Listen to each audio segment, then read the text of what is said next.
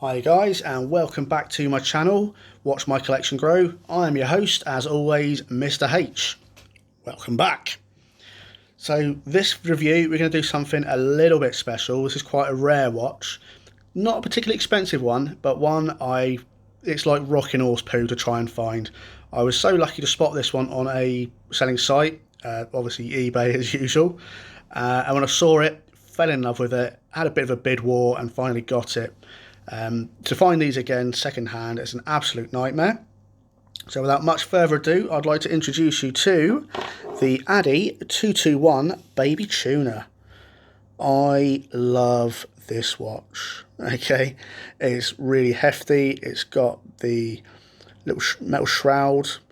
It's cool, or known amongst the watch collectors as the poor man's tuna. It does have a lot of stylistic clues to the Seiko tuna can, which is an absolute beast, but about 10 times at least the cost of this watch. I've done a few little stylistic tweaks to it.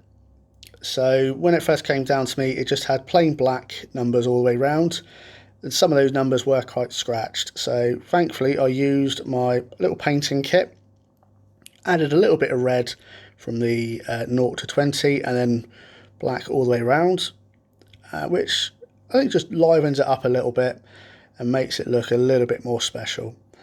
Another key thing I love about this watch is I got the 4 o'clock dial, as well as a day date function in there as well, which again I absolutely love.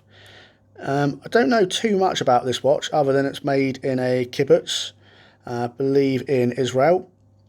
So to try and find these watches outside of that is a bit of a nightmare. What I have found about the ones that are for sale, a lot of the Addy watches do have a military branding. I believe these watches are actually made for the Israeli forces.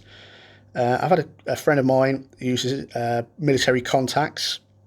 Apparently this says patrol company, though I'm sure if it doesn't, someone down there is going to let me know. The watch itself, it's got a quartz movement, so it keeps a nice good steady time. It's quite a chunky looking thing, as you can see there.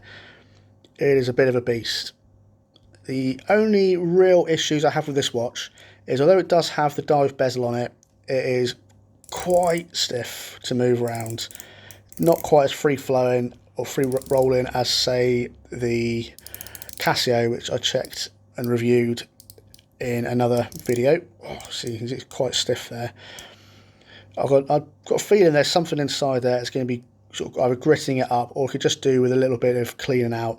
However, unlike the Casio, you can't really get under there to ping the bezel off to have a look. So I would have to take this to a proper watch repair place to get them to investigate and see if we can get that sorted, which is a bit of an extra cost, but maybe one day I'll get around to it.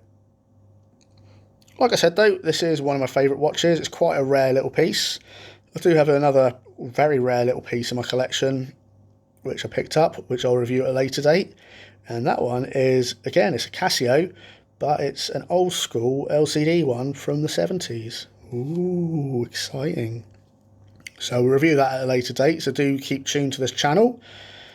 But as you can see on this one, on the strap itself, it came on a grey watch, a grey strap.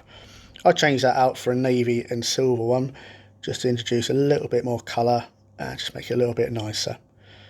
All in all though, again, this is one of my favourite watches to wear. It's very heavy, but it's reassuringly heavy. So you know you've got it on your wrist, you're not going to forget about it. It's a really nice piece.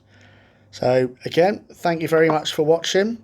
As always, a promise has been made. If it isn't on the wrist, doesn't get on the list. Like and subscribe. Join my ride. See you next time.